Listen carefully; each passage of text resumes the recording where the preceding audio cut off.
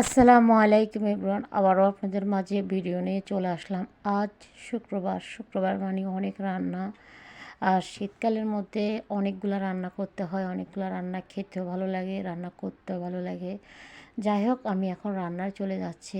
এখন আমি আজকে রান্না করব ব্রয়লার চিকেন দিয়ে আলু, আর রান্না করব শুটকি দিয়ে আলু দিয়ে বেগুন দিয়ে রান্না করব। তারপর তেলাপিয়া মাছ দো পেঁয়াজা করবো, পোলাও রান্না করব, সব কিছু রান্না করব। অনেকগুলো রান্না, পুরো রেসিপি জুড়ে সাথে দেখবেন। রেসিপিটি ভালো লাগলে শেয়ার করতে বলবেন না, প্লিজ একটু শেয়ার করবেন, আপনারা একটু সাপোর্ট করবেন, ভালোবাসা দিবেন। অনেক আপনাদের কাছে সাপোর্ট চাই, ভালোবাসা চাই।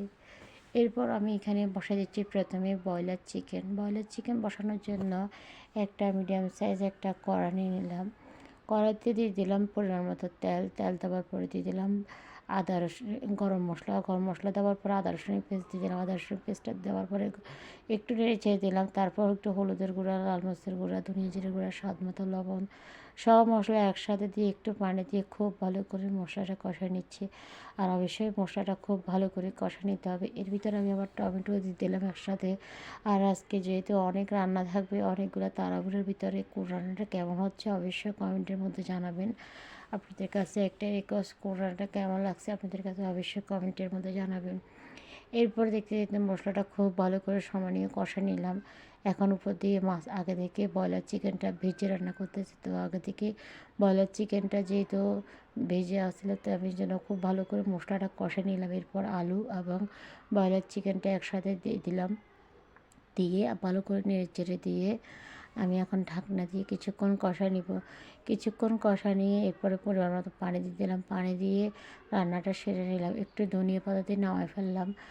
তো দেখতে দেখতে রান্না একটা শেষ করে ফেললে আরেকটা রান্না ধরতে যাচ্ছি। এখন রান্না করব তেলাপিয়া মাছ দো পেঁয়াজা করবো। তেলাপিয়া মাছ দো পেঁয়াজা করার জন্য একটু ভেজে নিলাম, হালকা করে একটু লবণ আর হলুদ দিয়ে একটু ভেজে নিব। তো দেখা যাবে কি অনেক রান্না আছে। আর এই সাইজের বড় সাইজের মাছগুলো একটু ভাজি করে দো পেঁয়াজাগুলো অনেক মজা লাগে, মাংসর মতনই লাগে। তো যাই হোক, এরপরে আমি একটা কড়াই নিলাম, কড়াইয়ের ভিতরে পরিমাণ মতো তেল দিয়ে দিলাম। তারপর দিয়ে দিলাম এখানে পেঁয়াজ দেওয়ার পরে দিয়ে দিলাম কাঁচামরিচটা দিয়ে ভালো করে নেড়ে চেড়ে দিয়ে দিলাম। তারপরে এখানে দিয়ে দিলাম আদা রসুনের পেস্ট দিয়ে দিলাম। আদা রসুনের পেস্ট দিয়ে আবার একটু ভালো করে নেড়ে চেড়ে দিচ্ছি।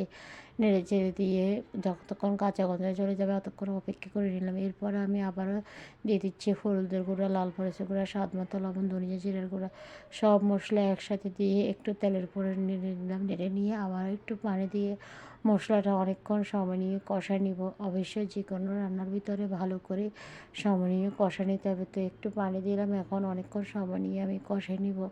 কষানোর পরে বাকি জিনিসগুলো অ্যাড করবো, মানে যেমন দিতে হবে এখন টমেটো। তো আমি একটু পানি দিয়ে দিলাম। টমেটোটা দেওয়ার আগে দিয়ে মানে মশলাটা খুব ভালো করে কষানোর পরে একটু দিয়ে দিলাম পানিগুলো দিয়ে নেড়ে ছেড়ে দিয়ে একটু যখন বলক উঠতে শুরু করছে তখনই দিয়ে দিলাম মাছগুলো দিয়ে একদম একটা করে বসাই দিলাম। তো উপর থেকে মাছগুলো দেখা যাবে যে বসাই দিলে উপর দিয়ে টমেটো ছেড়ে দিলে অনেক মজাই লাগে। আর এই রান্নাগুলো অনেক অনেক মজা হয়েছে। খাবারের পরে ভয়েসটা দিলাম, এরপরে উপর থেকে টমেটো দিয়ে ছেড়ে দিয়ে একটু ধনে পাতা দিয়ে নামিয়ে ফেললাম। একেবারে এখানে আমি বেগুনটা রান্নার রেসিপিটা দিই নেই, এটা আমি অনেক দেরি হয়ে যাচ্ছে বলেই রান্নাটা বসাই দিলাম। একটু রসুন দিয়ে ভাগা দিয়ে দেবো, সেটাই আমি আপনাদের সাথে শেয়ার করলাম। আসলে শুক্রবারে অনেক তাড়া থাকে, সময়ও কম হয়। মানে মসজিদ থেকে আস্তে আস্তে দেখা যায় কি খাবারের জন্য সবাই রেডি থাকে, কিন্তু রান্না হয় না অনেক সময়, একা হাতে যা হয় আর কি। তো যাই হোক, এরপর আমি এদিক দিয়ে এক চুলাতে আবার পোলাও বসা দিচ্ছি। মানে সব কিছু এক হাতে করা আর কি। আর সবাই চায় যে শুক্রবার দিন একটু স্পেশাল কোনো কিছু খাই বা ভালো মন্দ। আর অন্য সময় একটা তরকারি দিয়ে খাওয়া হয়ে যায় বেশিরভাগে। তো শুক্রবারে একটু ভালো মন্দ সবাই ঘরে বেশার কম থাকে। তো কেমন হয়েছে অবশ্যই কমেন্টের মাধ্যমে সবাই জানাবেন। সবাই ভালো থাকবেন, আমার জন্য দোয়া করবেন, আমাকে একটু সাপোর্ট করবেন। আমার পেজটাকে লাইক কমেন্ট ফলো দিয়ে পাশে থাকবেন। তো সবাই ভালো থাকেন। আজকের মতো বিদায় নিলাম। আল্লাহ হাফেজ। আসসালামু আলাইকুম।